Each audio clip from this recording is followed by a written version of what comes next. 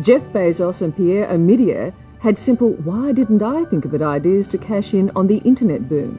And now both of them are billionaires. Born of the internet. They're going to have very large market caps and so on. I also believe that today, where we sit, it's very hard to predict who those companies are going to be. Companies that don't make big profits yet, but whose share prices have soared on expectations that one day they will. I mean, in your wildest dreams, did you ever anticipate making the $48 billion mark? No, this is extremely unusual, and I did not ever anticipate in my wildest dreams. You can make bets on these things, and I think that Amazon.com, if we're not one of those important, lasting companies born of the internet, we will have nobody to blame but ourselves, and that we will be extremely disappointed in ourselves. But there are no guarantees. It's very, very hard to predict. If you go back and look at the companies created by the PC revolution, in 1980, you probably wouldn't have predicted the 5 winners. I found this startling fact while I was working on Wall Street, which was that web usage was growing at 2,300% a year. Things don't grow that fast. It's very unusual. And picked books primarily because there are more than 3 million different books active and in print worldwide in all languages.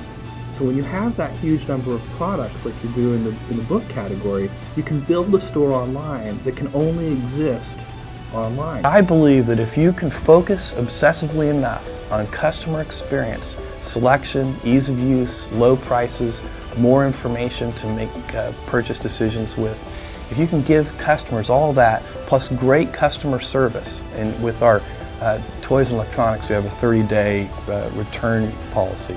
If you can do all of that, then I think you have a good chance, and that's what we're trying to do. I made the decision to start Amazon.com was to try and think about it in terms of a regret minimization framework. And the idea is when you're 80, you want to look back and have minimized the regrets. And I think a lot of people behave this way.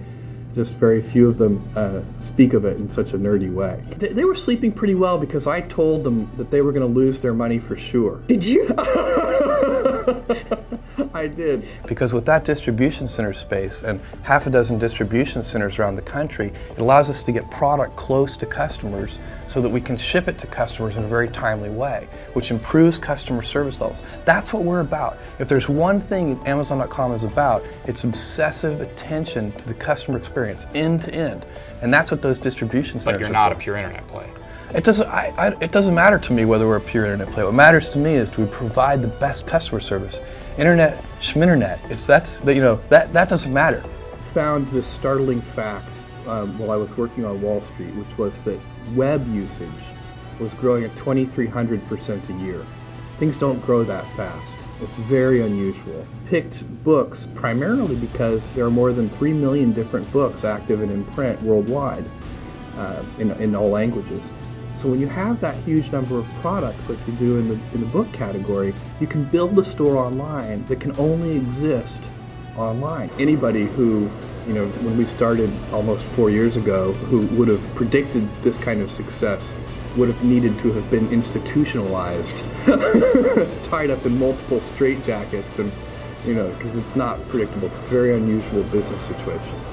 Well, but it does matter to your investors to know whether they're investing in a company that No, they should be investing in a company that obsesses over customer experience. In the long term, there is never any misalignment between customer interests and shareholder interests. Well, that's the same argument that somebody at Walmart would make as well, wouldn't it? I don't see why not. I think they should make that argument. So you'll open as many square feet of space, physical space, as you have to, hire as many employees as you have to service customers, absolutely.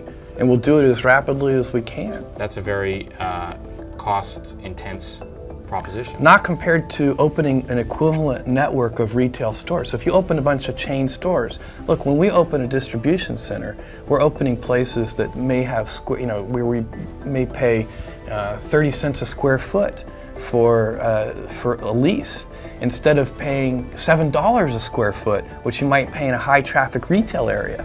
So when you compare those things, they're not the same. You can't compare a big chain of retail stores to half a dozen distribution centers. It's just not, it's bad math.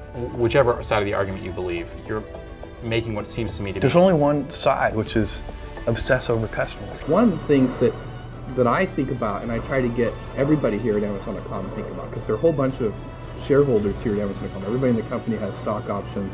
A lot of people have done very well. Is that wealth is paper wealth, and it goes away the second we stop doing a good job for our customers. So I encourage everybody to wake up every morning terrified and a sweat, and but to be precise about what they're afraid of when they wake up. And they shouldn't be afraid of competition. They shouldn't be afraid of a whole bunch of external things. They should be afraid of our customers, because those are the people that we have a relationship with, and we need to figure out how to take care of them. So there's that notion of it really truly is paper wealth, and it really truly can go away as fast as it came. There's no guarantee that Amazon.com can be a successful company. What we're trying to do is very complicated. There's huge execution risk involved. We have a terribly complicated business. We're growing, historically very rapidly. We're opening new product categories. We're expanding in new geographies. We have whole new business models with things like auctions. Now, we think this is the less risky of the two approaches, because scale is important in this business, and you need scale also to offer the lowest prices and the best customer service to people. So scale is important to us, and we're going to go after that kind of scale. But it does mean that the executional challenges are huge.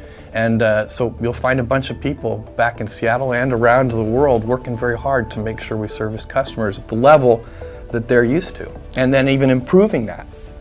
Corporate arrogance to assume that you can come into these businesses which you have no experience in and virtually overnight enter a huge variety of different businesses and become the best in those businesses and the market leader in those businesses and execute those well, when there are other companies that have been running these types of businesses for decades, if not more. I don't think so. So when we first started selling books 4 years ago, everybody said, look, you're just computer guys, you don't know anything about selling books. And that was true, but we really cared about customers, and now we know a lot about books.